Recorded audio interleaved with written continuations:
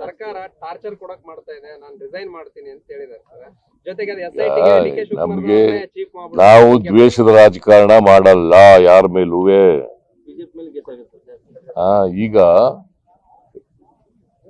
Offence ಮಾಡುವಂತ ನಾವ್ ಹೇಳಿದೀವ ಯಾರಿಗಾರು? ಎಲ್ಲ ಶಾಸಕರುಗಳು ನನ್ನನ್ನು ಭೇಟಿ ಮಾಡಿ SIT ಮಾಡಿ ಅಂತ ಹೇಳಿದ್ರು. ಯಾಕಂತಂದ್ರೆ ಒಂದು ಅಫೆನ್ಸ್, ಒಂದು FIR ಅಲ್ಲ ಅವ್ರ ಮೇಲೆ ಆಗಿರೋದು, ಮುನಿರತ್ನ ಅವ್ರ ಮೇಲೆ. ಒಂದು ಎಕ್ಸ್ಟಾರ್ಷನ್ಗಾಗಿದೆ, ಎರಡನೇದು PCR ಆಕ್ಟ್ ನಲ್ಲಿ ಆಗಿದೆ, ಮೂರನೇದು ರೇಪ್ ಕೇಸ್ಗಾಗಿದೆ. ಏನ್ ಮಾಡ್ಬೇಕು ಹೇಳಿ ನೋಡ, ನೀವೇ ಹೇಳ್ರಿ. ಅದ್ನೇ ಪುನಃ ನೀನ್ ಹೇಳಪ್ಪ, ಟಾರ್ಗೆಟ್ ಮಾಡ್ತಾ ಇದೀವ ಈಗ.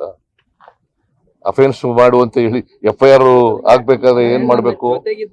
ತಪ್ಪಿಸ್ತರಲ್ವ, ತಪ್ಪು ಮಾಡಿದ್ರಲ್ವ FIR ಆಗೋದು.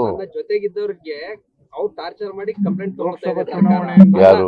ನನ್ನ ಆಪ್ತ ಬಳಗ ಏನಿತ್ತಲ್ಲ ಅವ್ರಿಗೆ ಟಾರ್ಚರ್ ಮಾಡಿ. ನಾವು ಸುಳ್ಳು ಯಾರಿಗೂ ಕೂಡ ನಾವು ಆತರ ಮಾಡಲ್ಲ, ದ್ವೇಷದ ರಾಜಕಾರಣ ಮಾಡಲ್ಲ.